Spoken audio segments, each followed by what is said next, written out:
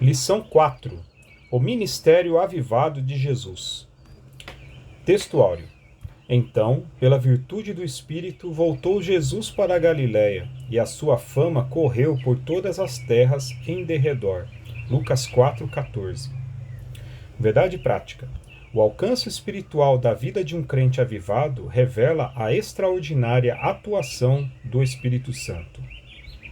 Leitura diária. Segunda, Lucas 1,35. O nascimento de Jesus sob virtude do Espírito Santo. Terça, Lucas 4,14. O ministério de Jesus sob a virtude do Espírito. Quarta, Mateus 4,1. Jesus conduzido pelo Espírito ao deserto. Quinta, Mateus 6, 9 a 13. A oração modelo de Jesus para os discípulos. Sexta, Mateus 3, 13 a 21. O batismo de Jesus e a confirmação do Espírito. Sábado, Lucas 4, 18 e 19. A missão de Jesus e o propósito de seu ministério. Leitura bíblica em classe, Lucas 4, 14 a 22. Então, pela virtude do Espírito, voltou Jesus para a Galiléia, e a sua fama correu por todas as terras em derredor, e ensinava nas suas sinagogas, e por todos era louvado. E chegando a Nazaré, onde fora criado, entrou num dia de sábado, segundo o seu costume, na sinagoga, e levantou-se para ler.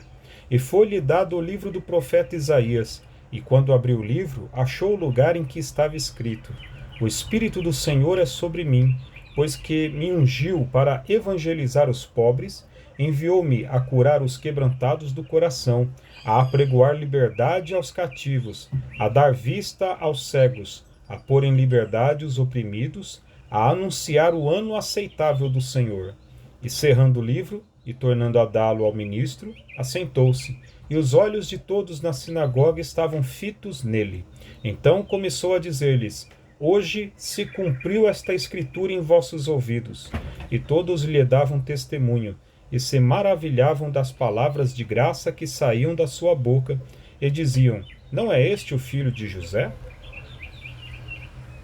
Introdução.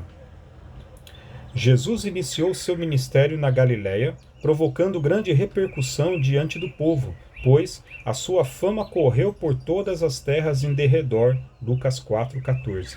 Isso aconteceu porque, pela virtude do Espírito Santo, Jesus voltou para a Galiléia. Lucas 4,14. Nesta lição, veremos o impacto do ministério do Senhor sobre o povo. Além de um ministério avivado, sua mensagem era proclamada sob a autoridade do Espírito Santo. Tópico 1. Jesus e a pessoa do Espírito Santo.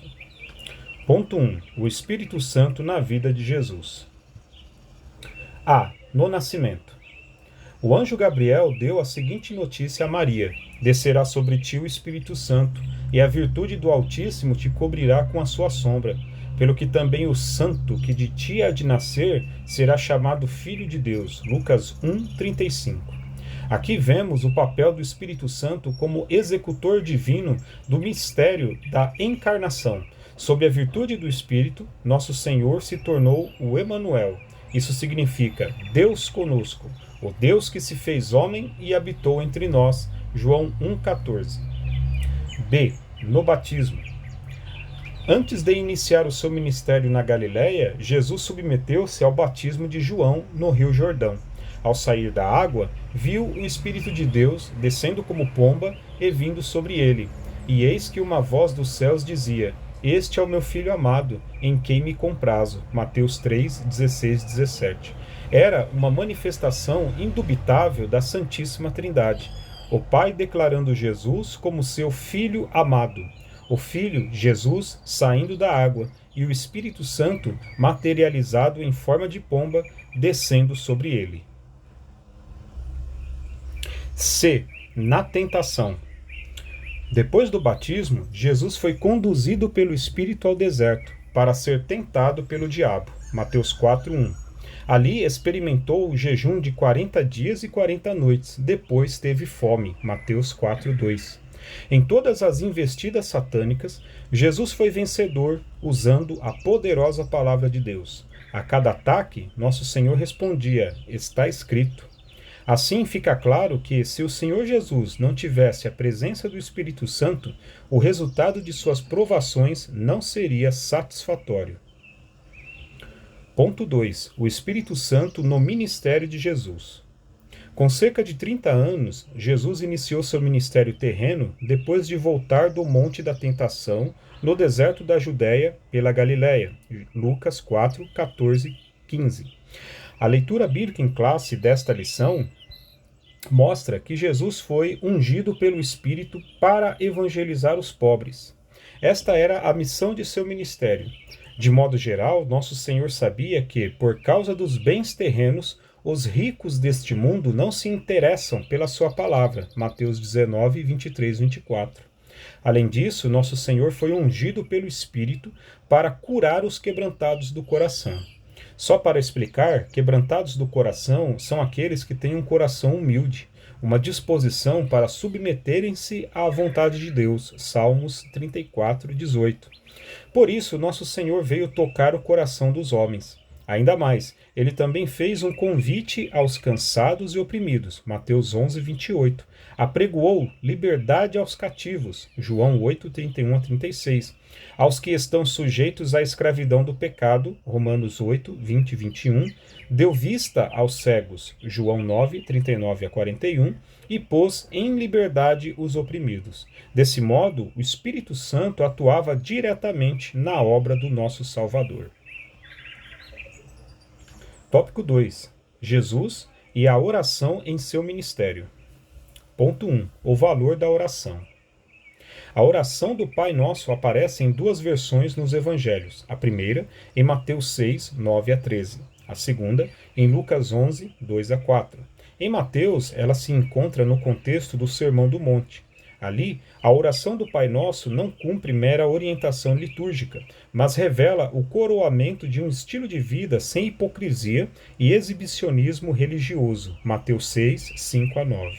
Dessa forma, uma pessoa avivada se dirige a Deus como o Pai Nosso, santifica o nome dele, deseja a vinda do reino, anela por viver a vontade de Deus. A cada dia está na dependência do Senhor, dá-nos o pão nosso.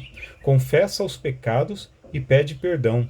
Ela suplica por proteção a Deus e, finalmente, sabe que dele é o reino, o poder e a glória para sempre. Mateus 6, 5 a 9. Essa oração revela uma vida humilde e quebrantada diante de Deus. Ponto 2. Uma vida de oração. Nos evangelhos podemos perceber várias ocasiões de oração no ministério de Jesus. Ele orou para escolher seus discípulos, 6, de 12 a 16. Fez uma oração de gratidão por Deus se revelar aos humildes por ocasião do envio dos 70 discípulos, Lucas 10, 21, Mateus 11, 25. Logo, aprendemos com Jesus a importância de uma vida de oração, pois mesmo sendo Deus, na condição humana, nosso Senhor buscava comunhão com o Pai por meio da oração. Além disso, sua vida de oração, no Getsêmani, também nos ensina que a vontade do Pai sempre é a melhor. Mateus 26, 36 a 46. Tópico 3.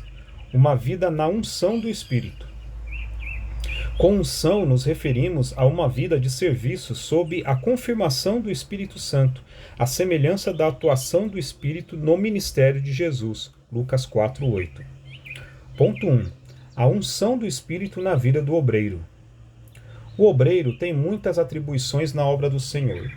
Ele exerce a liderança administrativa, a atividade do ensino e alguns até mesmo da música cristã. Por isso, é muito fácil essas atividades caírem na rotina e se tornarem meramente burocráticas. Mas o obreiro ungido sabe que o Espírito Santo renova as suas forças, não permite que veja a obra do Senhor com um mero olhar humano e, de maneira graciosa, vê a confirmação do seu ministério quando o Senhor salva vidas por meio de uma pregação ungida, quando crentes mudam atitudes por causa de um ensino dirigido pelo Espírito, quando há edificação espiritual por meio de um louvor bem executado na presença de Deus, 1 Coríntios 14, 26. Mas todo esse bem do Senhor, inevitavelmente, é acompanhado de uma vida piedosa. Por isso, O obreiro do Senhor não deve negligenciar a oração, o jejum e o estudo devocional da palavra de Deus. 1 Timóteo 4,7. Esses exercícios piedosos são o alimento espiritual diário e permanente de todo o obreiro avivado na obra do Senhor. Ponto 2. A unção do Espírito na vida do crente. Viver uma vida na unção do Espírito não é privilégio apenas dos que exercem vocação ministerial na igreja local. A palavra de Deus diz que nós somos o sacerdócio real, chamados para anunciar as virtudes daquele que vos chamou das trevas para a sua maravilhosa luz. 1 Pedro 2,9. Mais precisamente, Deus chamou cada crente a comunicar o Evangelho em todos os lugares em que seus pés tocarem. Mateus 28,19, Efésios 6,15. Mas para isso, a nossa vida deve estar debaixo da unção do Espírito. Mateus 25,4. Então, exerceremos influência poderosa em nossa família, na faculdade, no local de trabalho ou em quaisquer esferas da sociedade. Assim, seremos testemunhas poderosas de Jesus sob a unção do Espírito Santo. João 14:26. Conclusão. Nesta lição vimos que o Senhor Jesus teve um ministério avivado porque foi ungido pelo Espírito Santo. Ora, se o Senhor Jesus, sendo Deus, foi ungido pelo Espírito Santo para desenvolver o seu ministério, por que conosco seria diferente? Vivamos, pois, uma vida de serviços na causa do Mestre, de modo que o Espírito Santo confirme a nossa vocação. Amém.